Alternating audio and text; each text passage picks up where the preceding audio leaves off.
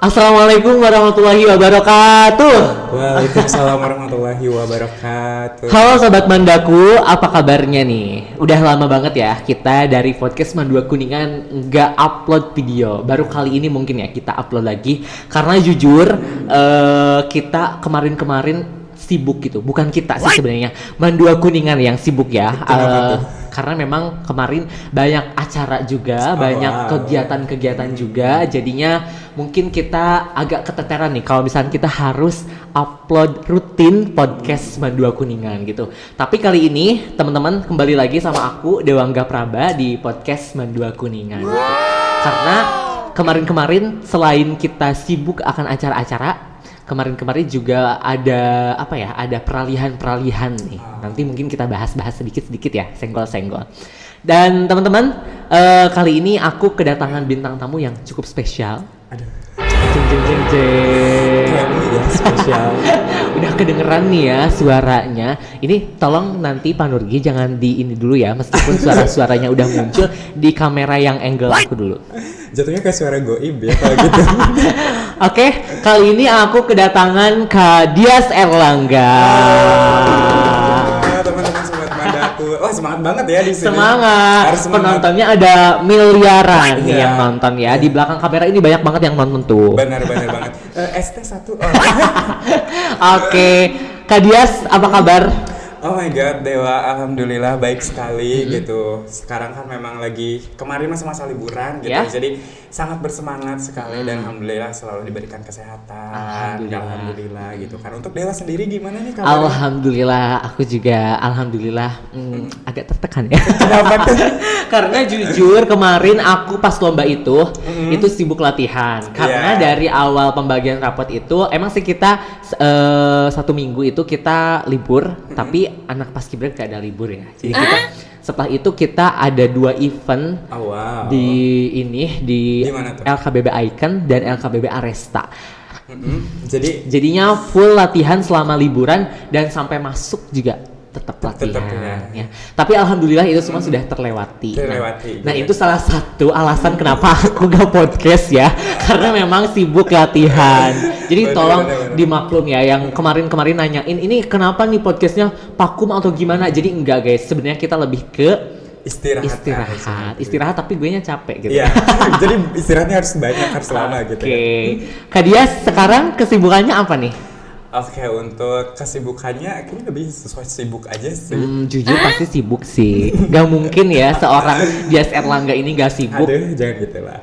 Kalau untuk kesibukan sendiri, karena memang sekarang kan aku lagi menempuh pendidikan ya di Universitas Pendidikan Indonesia gitu. Aku mengambil program studi desain produk industri yang mana setiap harinya itu mungkin kalau misalkan ngedengar anak desain tuh gimana sih kerjaannya ya, dari pasti menggambar kayaknya ya gambar gitu. Jadi setiap hari bawa pulpen, bawa kertas gitu ya. Jadi untuk setiap hari itu pasti ngegambar gitu. Cuman bedanya desain produk industri sama desain-desain lain itu kita lebih berfokus pada nyelesain masalah di masyarakat Deo. Salah satu contohnya misalkan kemarin itu aku observe ke SLB yang ada di Kota Tasikmalaya. Nah, jadi aku tuh tugasnya memang harus menyelesaikan masalah-masalah yang ada di masyarakat, lalu ngejawabnya tuh melalui desain. Jadi itu agak pusing ya gitu, agak pusing gimana nyelesainnya gitu ya. Menyelesaikan permasalahan dari anak-anak SLB melalui desain. Biasanya kan kalau kita masalah udah curhat aja gitu kan ya. Jadi kalau ini harus menjawab dengan desain. Jadi aku teh kemarin hadir ke SLB gitu. Aku tanya-tanya sama beliau gitu. Aku sebut aja ya namanya karena itu juga salah satu temen deket aku gitu. Seru banget ketemu dia gitu, namanya tuh Viola. Jadi aku tuh ngobrol lah sama Viola gitu. Viola tuh lebih ke pendekatan aja sih sebenarnya. Viola kesibukannya apa, terus hobinya apa segala macam, sampai di mana Viola ada titik cerita ke aku kayak Kak, aku agak kesusahan di bagian ini karena kebetulan Viola itu memiliki keistimewaan. Yang mana memang Viola harus menggunakan kursi roda. Nah, jadi di sana tuh ada beberapa mungkin kegiatan yang tidak bisa dilakukan secara normal gitu ya. Nah, jadi aku mikir ini Viola butuh apa ya.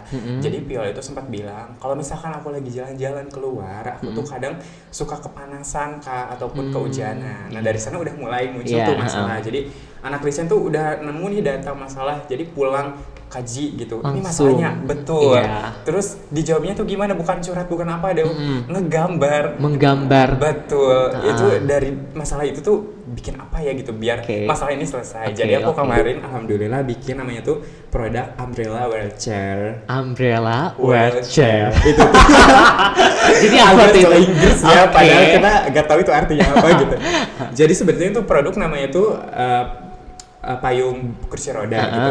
Jadi karena memang kan Viola keluhannya kepanasan. Kehujanan, betul. Jadi aku tuh membuat kayaknya bikin payung aja. Jadi didesain sama kita. Betul, didesain sama aku. Jadi untuk di kursi rodanya. Dewa tahu nggak sih kayak sistem payung di beca? Tahu. Nah, jadi aku bikin sistemnya tuh kayak gitu. Jadi kan di kursi paham. Nah, di kursi roda kan belum ada apapun itu ya. Jadi aku tuh bikin klip untuk si payung sama payung. Jadi kalau misalkan kehujanan tinggal ditarik aja. Paham. Nah, terus habis itu dipraktekkan kepada Viola dan alhamdulillah selama ini masalah Viola terkait hal tersebut itu udah terjawab dengan desain gitu. Paham. Oh, kalau awal-awal tuh aku tadi kayak kurang nangkep. Gimana? Maksudnya tuh kita ke SLB terus diselesaikannya dengan cara menggambar gitu. Nah, maksudnya kayak gimana? Ternyata setelah dijelasin, kayak gitu. Jadi bukan kayak misalkan kita ke SLB atau ke masyarakat gitu diselesaikannya kita nggambar nih udah gitu enggak gitu. Oke. Jadi membuat terobosan kira-kira dari keluhan dan masalah yang mereka alami itu kita gambarkan seperti apa gitu. Terus setelah itu dieksekusi gitu ya. Oke, paham. Keren banget. Berarti tadi di prodi desain produk industri. Oke. Nah, itu kan udah cerita sedikit tentang perkuliahan kan, prodinya gitu. Nah, kalau misalnya kita flashback nih ke masa-masa sekolah gitu kan, apalagi teman-teman, apalagi Kak Dias ini salah satu alumni Mandua Kuningan ya, bintangnya Mandua Kuningan pada masanya ya,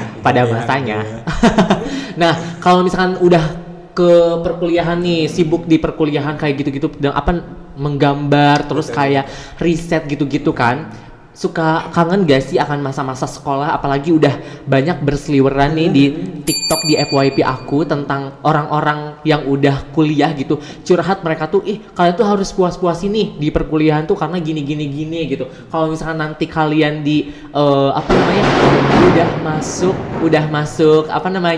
kaget ya, udah masuk ke perkuliahan berbeda gitu ya. Nah, suka kangen gak sih, suka kebayang-bayang gitu atau gimana? Ternyata Dewa korban TikTok ya guys. Karena aku ya apalagi gitu. Jadi kalau untuk flashback sebenarnya Dewa, mungkin memang kalau ditanya kangen someday ada beberapa waktu di mana kayaknya aku pengen balik lagi deh ke SMA.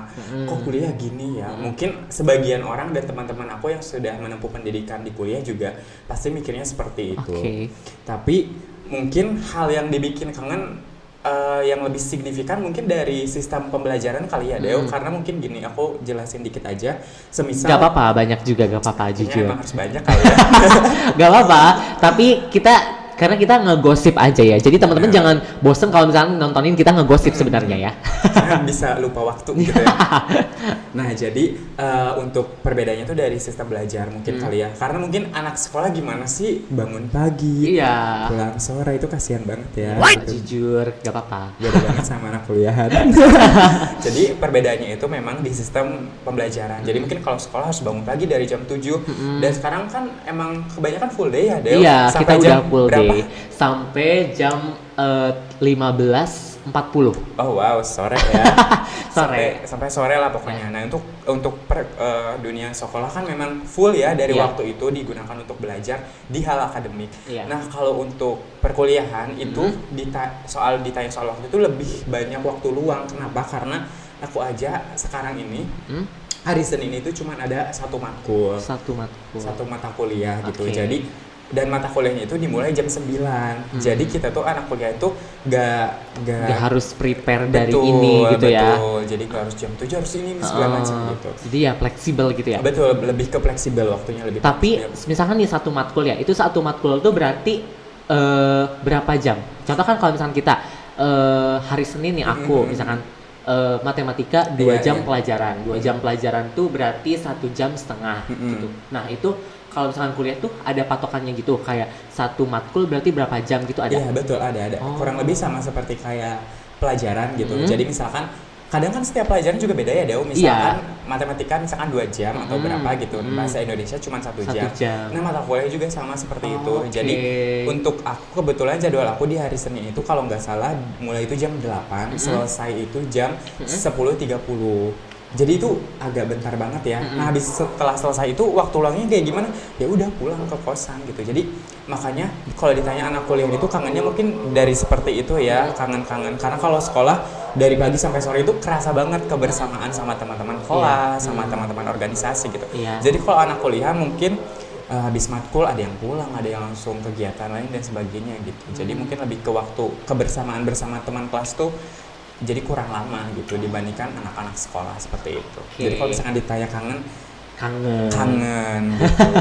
Dan gimana sih rasanya sudah menjadi alumni MAN 2 Kuningan, dan apa ya, maksudnya lebih ke kesan kali ya teman-teman, lebih ke kesan dan pesannya menjadi untuk MAN 2 Kuningan, pesannya untuk MAN 2 Kuningan, dan kesannya menjadi alumni MAN 2 Kuningan. Oke.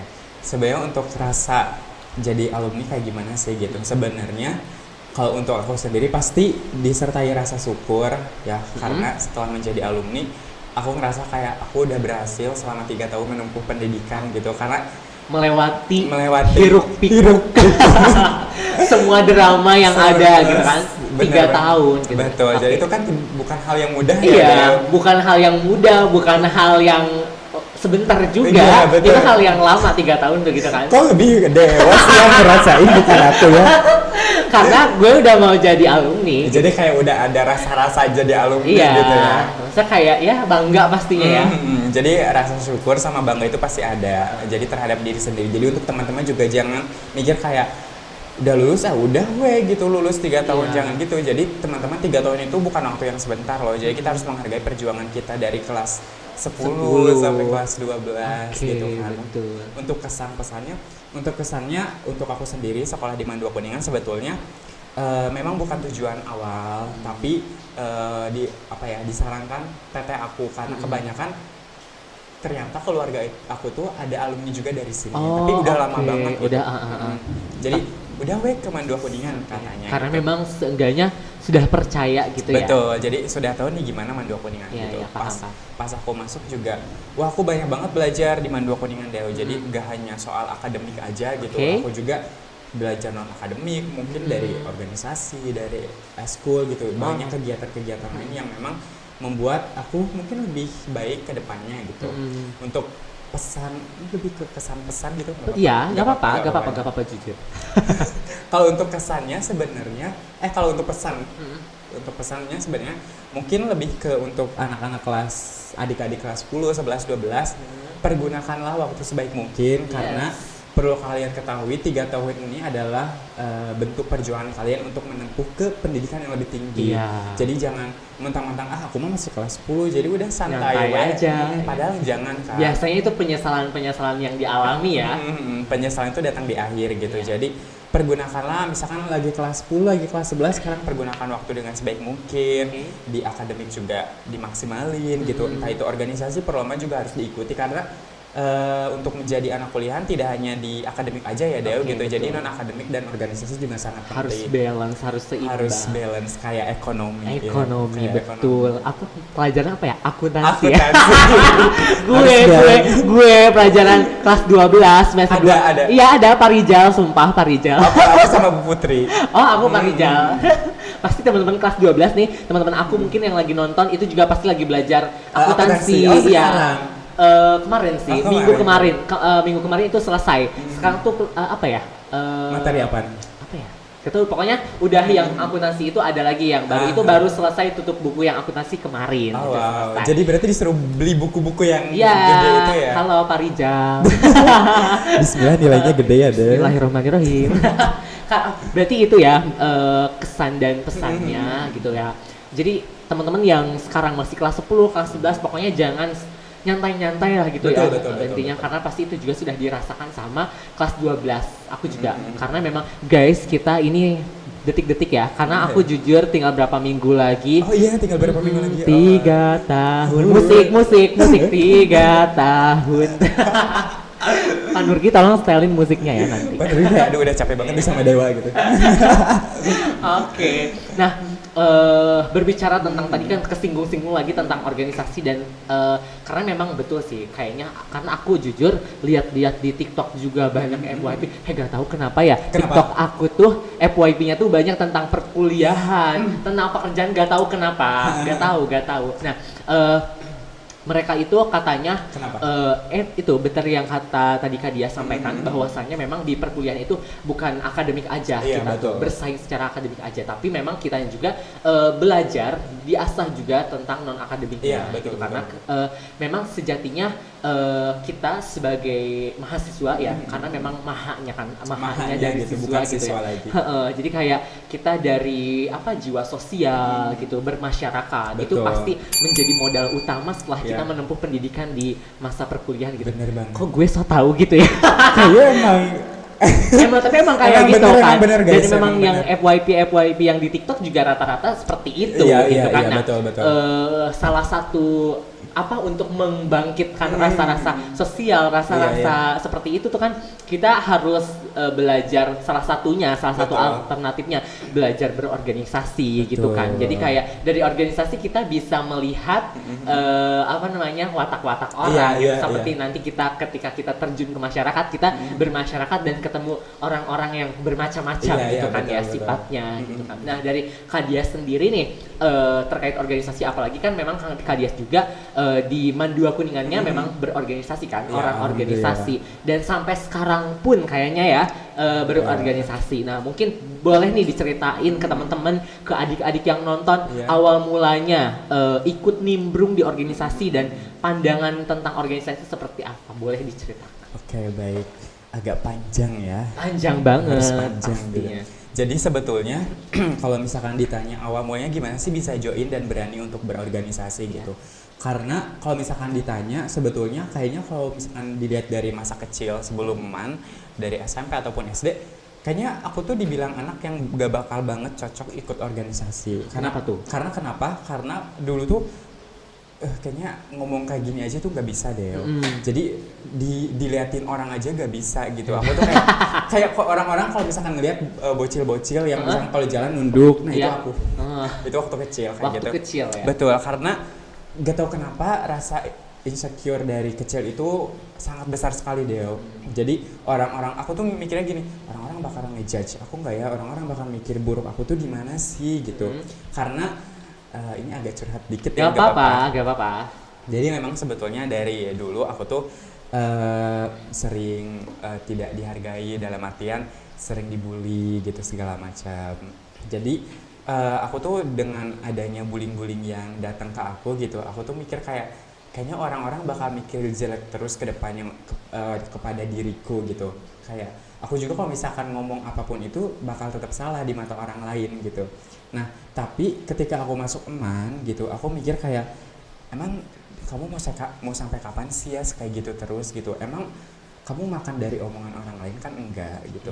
Jadi aku dari kelas 10 MAN gitu, karena kan memang COVID ya Dew, jadi online. Tapi aku tuh mikir di sana kayak, duh gimana caranya meskipun online aku harus tetap bisa berubah nih dari value, dari kualitas diri, dari keberanian gitu dan confident.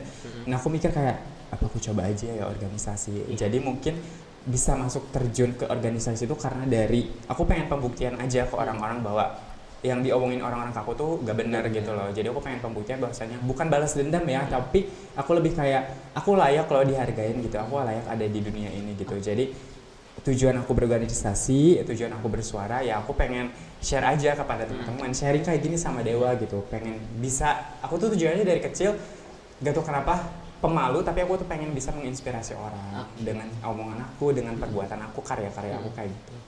Dan untuk pengalaman tadi Dewa nanya pengalaman juga. Pengalaman. Untuk pengalaman organisasi, wah kalau di MAN sendiri kayaknya banyak banget ya. Terus MAN itu yang merubah seorang Dias Erlangga menjadi seperti ini gitu. Oh my god, gila sih. Keren banget sih MAN 2 gitu. Makanya join MAN 2 gitu. Jadi pokoknya MAN 2 itu merubah, aku itu awal ikut Paskibra. Jadi gimana sih anak kecil yang tadinya malu-malu gitu, langsung masuknya Paskibra yang dar segala macam gitu kan. Aku juga awalnya kayak, aduh ini keteteran gitu. Melihat anak-anak yang lain itu lebih kuat gitu dan sudah berpengalaman di bidang paskibra. Tapi aku mencoba untuk tetap ya udah aku bertahan, aku kuat, aku jalanin dan akhirnya terbiasa. Mulai dia ada rasa perubahan di diri kayak kok sekarang aku jadi mulai berani ngomong sama orang ya. Kok aku sekarang mulai berani kayak kalau misalkan ada orang diajak ngobrol sama aku jawab. Terus di depan banyak orang aku sekarang kok agak nggak malu lagi seperti kayak dulu. Itu di paskibra. Dan sikap disiplin, baik itu disiplin waktu dan juga disiplin sikap, itu aku belajar di paskibra. Jadi lebih disiplin lah intinya di paskibra. Mulailah di sana ada cerita lucu. Gimana tuh? Jadi aku tuh kan emang niatnya kayaknya udah deh cukup satu aja gitu. Aku gak mau ngambil yang lain karena kayaknya capek gitu ya. Udah mas sekolah terus eskul gitu. Apalagi pas kibra latihannya setiap hari gitu ya, agak rutin. Nah jadi aku tuh setelah itu ada masa di mana satu hari aku latihan terus istirahat, aku dipanggil sama kakak senior aku, Teh Sairo. Halo Teh Sairo. Iya, Teh Sairo gitu. Jadi aku tuh dipanggil, dia sini, Teteh mau ngomong. Aku kan takut ya karena kayak, duh emang aku salah apa nih di paskibra gitu. Karena takutnya memang dimarahin senior atau gimana. Tapi ternyata Teh Sairo bilang gini, Dias maaf nih Teteh mau ganggu, tapi Teteh mau ngomong. Kalau semisal Teteh calonin Dias jadi ketua OSIS gimana ya? Terus aku shock kan kayak, kok Dias? Kan Dias bukan anggota OSIS kan? Karena bukannya harusnya dari anggota OSISnya gitu. Terus kata Teh Sate dijelaskan lah bahwasanya pada tahun itu, pada tahun tersebut. Berarti tahun berapa tuh? Aku tuh tahun 2021 kalau nggak salah. 21. Udah lama banget ya berarti. Bertahun-tahun gitu. Nah tahun 2021 karena memang katanya sistemnya itu mengambil dari per eskul gitu loh Deo. Jadi ada delegasinya untuk maju ke ketua OSIS. Betul. Ketua OSIS. Nah, pada saat itu aku masih bingung terus tapi aku pulang aku langsung cerita karena aku tuh hal apapun yang terjadi di sekolah aku langsung cerita ke orang tua. Iya kayak mama aku disuruh gini segala macam aku cerita. Tapi kalau kata mama mungkin ya orang tua gimana sih ngelihat anak yang tadinya pemalu pengen anak itu ini anak gue gitu ya. Pastinya pasti mendukung kan. Betul. Kayak udah selagi kan manggilnya Iyas ya. Selagi Iyas bisa, selagi Iyas mampu mah gak apa-apa gitu juga kan hal baik bukan hal yang merugikan orang lain gitu. Benar. Nah, berjalannya waktu, udahlah tiba-tiba masuk penyeleksian.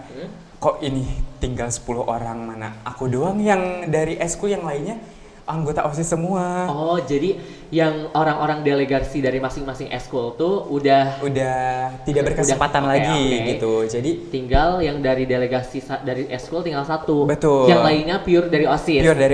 Dan mungkin 9 orang itu ngobrol ya nyambung karena mungkin mereka udah kenal. Betul. Dari kelas 10 sama-sama di OSIS. Betul. Nah, aku kayak aduh ini mau ngobrol sama siapa gitu kan. Tiba-tiba udahlah ada seleksi lagi, tiba-tiba tinggal sisa 6 dan itu aku cowok satu-satunya. Oh my god. Jadi aku ingat banget itu ada aku, Teh Nur, Teh Rapika, Teh Ifatun, sama Teh Ica, betul. Nah, jadi aku tuh dipasangkan sama Teh Ifatun. Nah, sedangkan pasangan yang lain itu Deo, karena udah kenal ya dari OSIS, jadi kan kita tuh disuruh nyusun visi misi. Jadi itu tuh mereka tuh udah ngalir aja gitu kayak visi misinya kayak gimana udah tahu, udah saling akrab lah. Jadi kita tuh perpasangan tuh disuruh masuk ke masing-masing ruangan di kelas atas kalau nggak salah. Nah pada saat udah masuk, aku kebetulan dipasangkan sama Teh Ifatun. Aku masuk ke ruangan ini, Teh Nur, Teh Ica, Teh Rapika dan Teh Misni. Sorry maaf tadi. Oh iya 6 orang ya. Teh Misni, halo Teh Misni. Teh Rapika sama Teh Misni. Terus pas aku udah 30 menit kayak yang lain udah nyusun visi misi. Dan tahu aku sama Ifatun lagi di fase apa? Ifatun emang orang mana? Sedangkan yang lain udah nyusun visi-visi gitu. Apalagi Teh Isa kan semangat banget gitu ya, udah bikin yel segala macam. Ya Allah perasaan aku ini sama Ifatun baru perkenalan gitu kan, baru Ifatun orang mana gitu. Jadi itulah cerita-cerita lucu di OSIS dan akhirnya memang mungkin sudah rezeki ya Deo. Jadi aku alhamdulillah terpilih jadi ketua OSIS tahun 2021 gitu. Periode 2021-2022. Jadi itu terpilih lah pokoknya gitu, berjalan OSIS segala macam aku berubah dari segi public speaking juga kerasa mungkin kali ya Deo gitu, terasa gitu dari segi keberanian, kepemimpinan juga gitu. Pastinya apalagi tadinya nggak ada basic menjadi mimpin gitu, ketemu orang aja takut gitu. Itu emang awal-awal agak stres ya. Tapi alhamdulillah berjalan dengan lancar gitu meskipun ada naik turunnya dan sampai sekarang hal-hal lucu, hal-hal pahit, hal-hal manis yang ada di OSIS, di Paskibra dan segala macamnya di MAN ya bisa membuat aku seperti sekarang kayak gitu. Keren banget sih.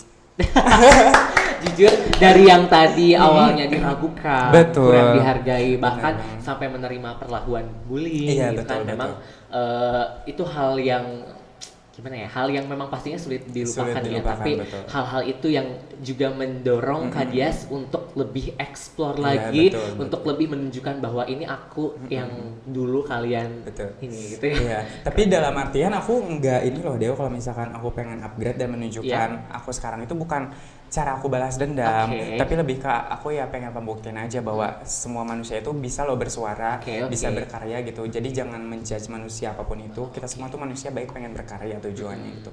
Jadi bukan balas dendam segala macam. Aku pembuktian kalau misalkan memang orang-orang yang dulu membuli aku mikirnya kayak oh sekarang dia sekeren ya, mungkin nanti juga bakal dapat doa-doa baik gitu. Jadi saling memaafkan lah intinya, karena mungkin itu cuma masa lalu gitu. Jadi masih kecil mikirnya ya kayak gitu. Karena masih gimana sih masa kanak-kanak ya, masa remaja pastinya ini gitu. Iya, jadi sudah memaafkan lah intinya. Oke, keren banget tuh. Dari awal mulanya, berarti itu tadi cerita awal mulanya mengenal organisasinya. Betul. Sampai akhirnya ternyata kepilih jadi ketua OSIS di Mandua Kuningan ini ya, dan menjadi bintang pada masanya. Aduh. Nah, dari pengalaman Terima itu, kasih. dari cerita pengorganisasian itu, berdampak gak ke Kemana? dunia perkuliahan? Maksudnya tuh dari pengalaman-pengalaman organisasi tentang memanage waktu, memanage pekerjaan gitu kan, job-job kita Betul, gitu. Nah, betul. kira-kira dirasakan gak sih khasiatnya, dampak Dampaknya. positifnya dari berorganisasi itu? Sebetulnya kalau dari berorganisasi, aku percaya setiap orang itu akan mengambil hikmah itu dengan caranya masing-masing. Semua orang tuh pasti mempunyai dampaknya itu berbeda-beda. Oke. Kalau dari aku sendiri, yang aku rasakan ketika masuk ke dunia perkuliahan, mungkin karena perkuliahan itu basicnya harus bisa ngomong ya Deo, dalam artian kebanyakan presentasi, kebanyakan diskusi segala macam, Penelitian gitu ya, wawancara. Betul. Jadi kalau misalkan diam-diam kan agak amsyong Iya. ya gitu. Jadi harus Amsyong. Jadi harus bisa ya gitulah. Intinya aku belajar public speaking di OSIS, aku kerasa banget gitu melihat teman-teman di dunia perkuliahan memang mungkin masih ada yang belajar segala macam. Aku juga masih belajar, tapi melihat teman-teman kayak aduh kayaknya aku pengen ngebantu gitu teman-teman untuk bisa berbicara lebih banyak gitu.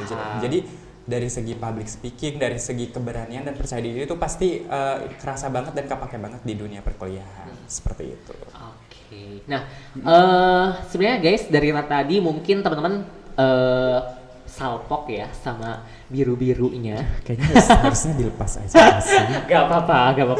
Nah, aku lihat dia tadi Boleh. baca apa ya tulisannya, Putra Kampus Jawa Barat. Betul. Jawa Barat. Berarti sudah resmi jadi Putra Kampus Jawa Barat. Alhamdulillah sudah resmi. Keren banget. Berarti ini yang menaunginya siapa nih? Jadi untuk di Jawa Barat itu kita tuh kan disebutnya pageant competition.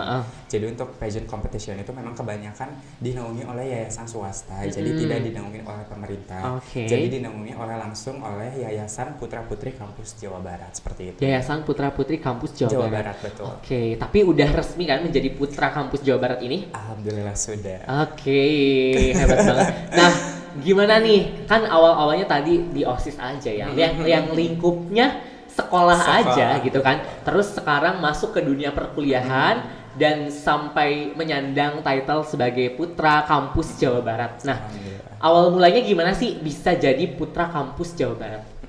Jadi sebetulnya kalau untuk awal pasti ada alur ya Deo, karena kita tuh tidak bisa, sebenarnya bisa aja, tapi dalam artian harus ada tahapannya, harus ada birokrasinya. Jadi sebelum aku daftar di Putra Putri Kampus Jawa Barat ini, aku juga daftar dulu terlebih dahulu di Duta Kampus di kampus aku. Duta Kampus. Betul, namanya itu Putra Putri UPI Kampus Tasikmalaya. Bentar.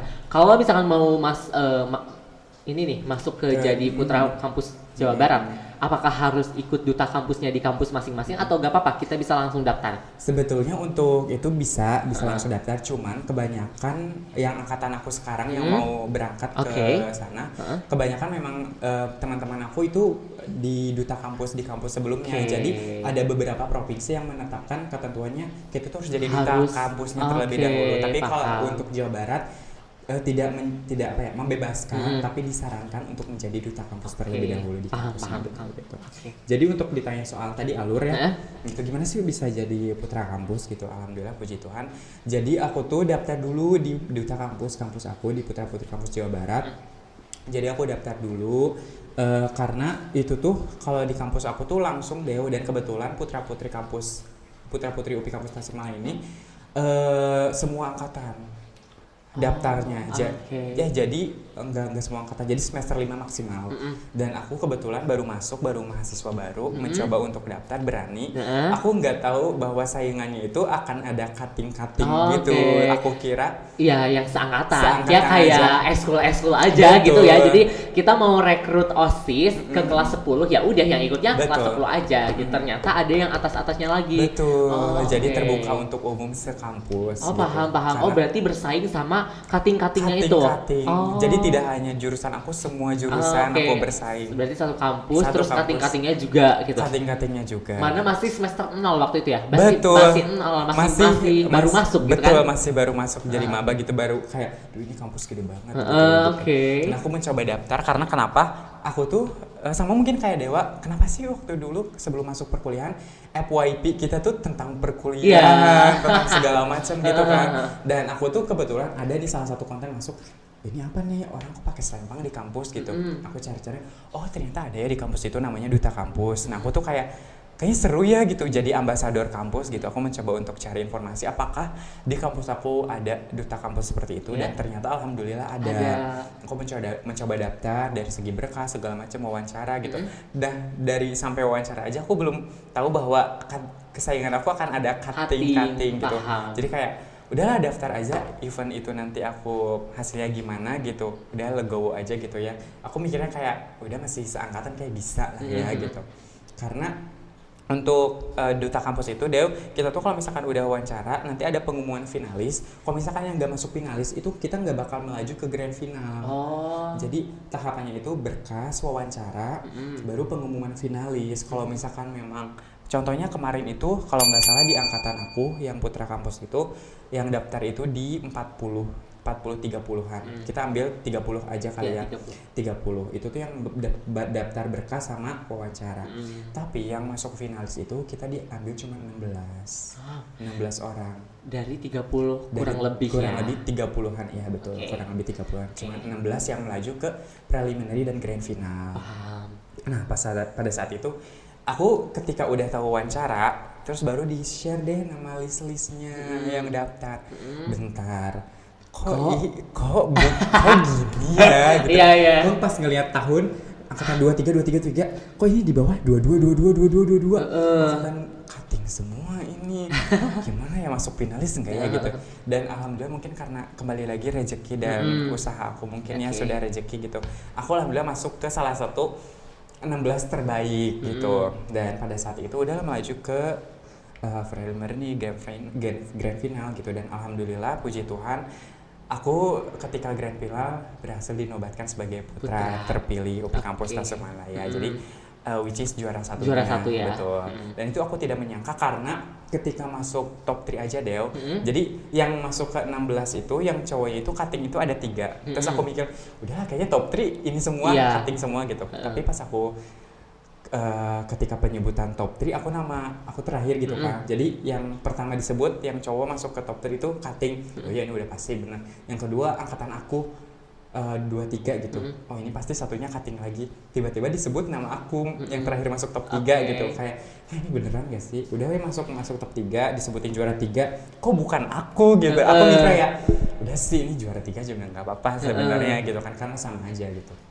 Udah tinggal tulas standing, jadi kita hadap-hadapan kayak gitu, pegangan tangan, menentukan juara satu siapa. Dan yang pegangan sama aku itu kakak tingkat. Dan memang aku rasa dari awal karantina beliau sudah dijagokan kayak pokoknya ready to wear gitu. Jadi udah niat banget gitu. Apalagi di tahun-tahun sebelumnya dia pasti udah tahu gitu. Udah tahu tentang event itu. Betul, gitu, karena emang tahunan. Iya.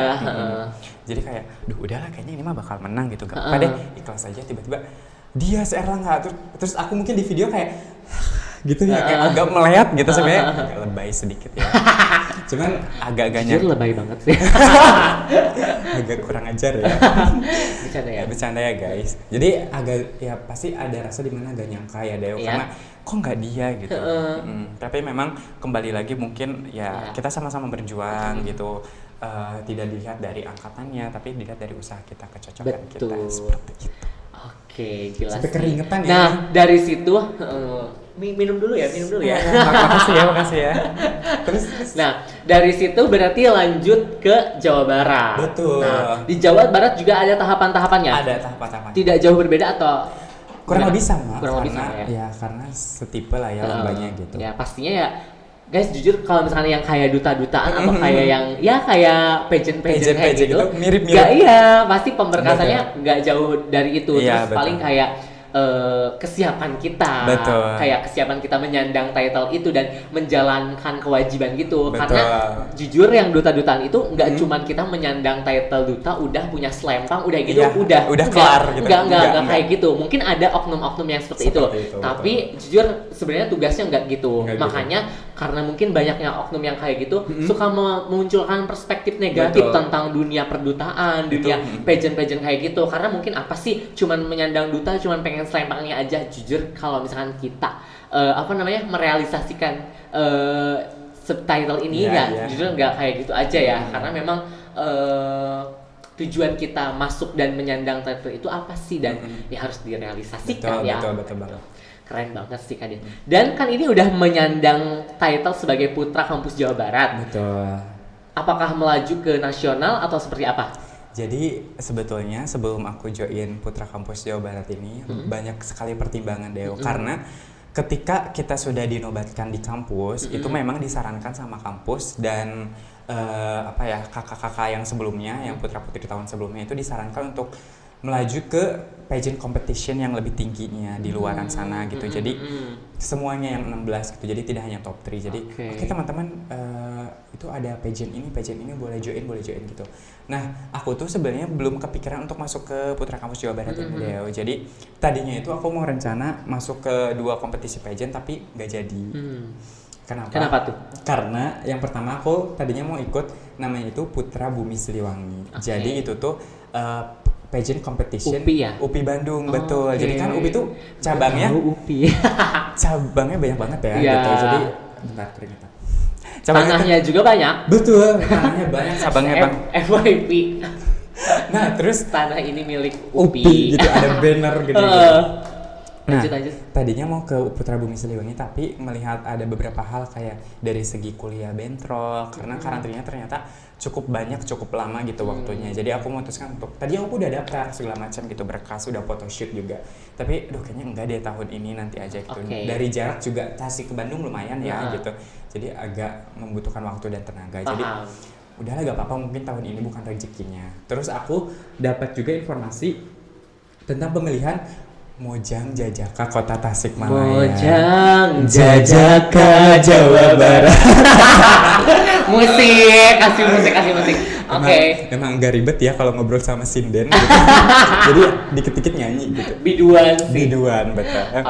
Nah, iya, itu juga event tahunan betul, kan. Apalagi kayaknya itu event yang lebih bergengsi di Jawa Barat kan. Betul. Tapi sebetulnya aku tuh tadinya mau join dulu tadinya aku bingung antara aku join di Kuningan apa di Tasik. Karena aku domisili Kuningan, tapi aku kuliah di Tasik gitu. Tapi kalau kayak gitu bisa di Tasik? Bisa, asalkan kita dibuktikan dengan kita kuliah atau apa gitu. Nah, aku memutuskan untuk, kayaknya join aja deh di Tasik karena deket kan, kalau misalkan ada penugasan atau apa gak usah pulang jauh segala macam gitu.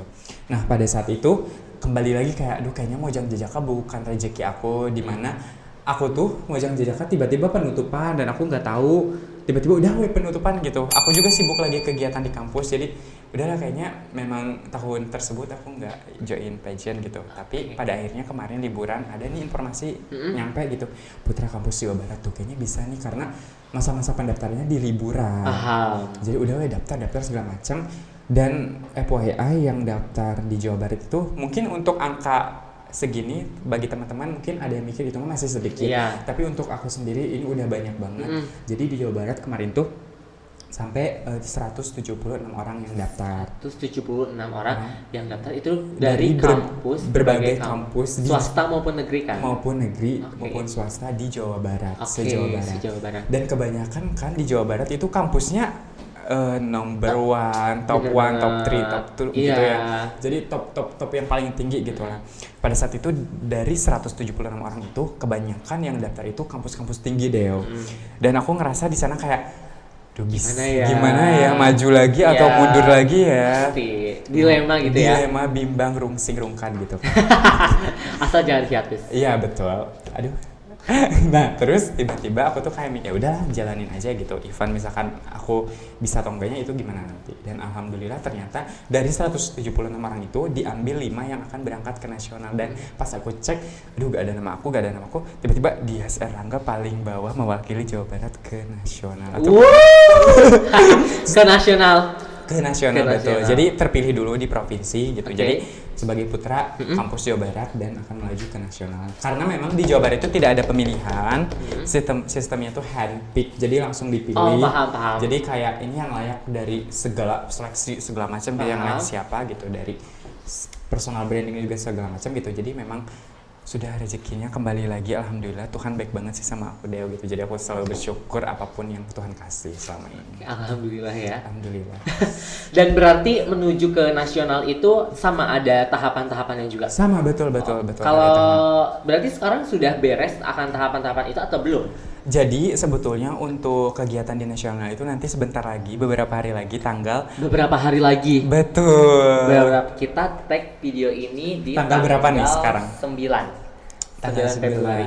Aku berangkat ke nasional itu tanggal 3 hari, tanggal 14, 15, dan 16. Jadi 2 hari karantina, 1 harinya langsung final. Itu karantina kan itu se-Jawa Barat ya? Di mana tuh? Bukan sih, ini langsung ke nasional. Sorry. Maksudnya di nasional, Yeah. Karantina di nasional, itu di mana? Masih di Pulau Jawa atau di mana? Alhamdulillah di Pulau Jawa, jadi masih bisa terjangkau lah gitu ya. Jadi kebetulan untuk tempatnya itu karantina itu di Kota Tangerang.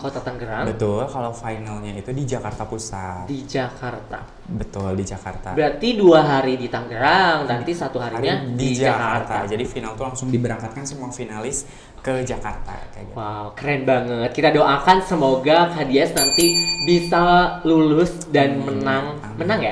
Menang. Ya, menang di tingkat nasional. Amin. Puji Tuhan. Amin. Ya, semoga dikasih kelancaran di sana. Amin. Terima kasih. Oke, nah itu dia guys, tadi bincang-bincang kita sama Kak Dias. Jujur hebat banget, banyak sekali cerita-cerita menginspirasi, banyak sekali cerita-cerita yang ya membuat saya jadi semangat juga nih. Apalagi saya sendiri mau masuk ke dunia perkuliahan nih ya. Betul. Pasti nanti akan lebih sharing-sharing lagi mungkin nanti sama Kak Dias gitu ya terkait perkuliahan gitu. Karena memang pasti kalau awal-awal mah butuh bimbingan gak sih Kak ya? Butuh bimbingan, betul. Nah mungkin nanti kalau misalkan aku butuh apa-apa nih pertanyaan, mungkin aku gak apa-apa japri ya? Boleh banget. Kayak gak biasa japri aja. Nah teman-teman yang penasaran atau mau kepoin IG-nya Kak Dias Erlangga, ada apa namanya? Namanya _Dias.e, A-nya 2 ya. Oke, nah itu ya, ada di bawah sini ya. Di sini. Editor. Ya, ada di sini pokoknya ya. Nah, itu boleh teman-teman kalau mau konsul terkait dunia perkuliahan dan lain sebagainya, boleh banget karena di bio Instagramnya dicantumkan ya. Terkait konsul dunia perkuliahan dan atau pageant duta sekalipun nggak apa-apa. Ya, makanya teman-teman yang sekarang lagi merintis di organisasi atau mencari pengalaman ke mana-mana, pokoknya semangat terus. Karena pengalaman itu harus dicari ya. Karena kan seperti orang-orang bilang, kenapa tuh? Pengalaman itu adalah guru terbaik kita. Betul sekali. Ya, jadi teman-teman yang sekarang lagi semangat-semangatnya, lagi sibuk-sibuknya, semangat terus karena memang pengalaman itu sangat berharga. Sangat berharga, betul. Nah teman-teman, itu dia tadi ngobrol kita sama Kak Dias. Banyak sekali hal-hal yang inspiratif, menarik untuk kita ngobrol lagi. Kayaknya ada episode 2-nya ya, kayaknya nih di podcast ini harusnya. Ya, boleh. Kalau nanti menang nasional, amin.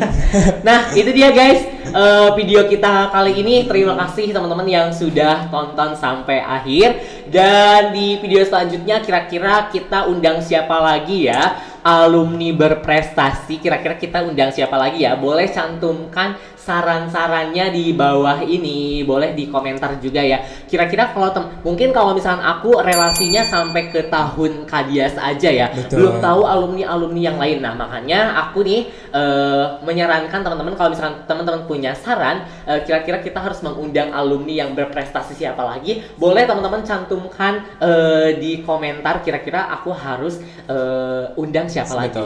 Kalau enggak teman-teman boleh DM ke Instagramnya aku, Dewangga Praba Dewangga Praba 8__, boleh di DM. Nah, kira-kira aku undang siapa lagi untuk diajak diskusi di podcast ini. Nah, teman-teman, mungkin itu aja di podcast kali ini. Terima kasih saya ucapkan sekali lagi dan sampai jumpa di video selanjutnya. Hai. Agak keringetan ya. Alhamdulillah. Hujan ya? Tadi ada ini ya? Petir.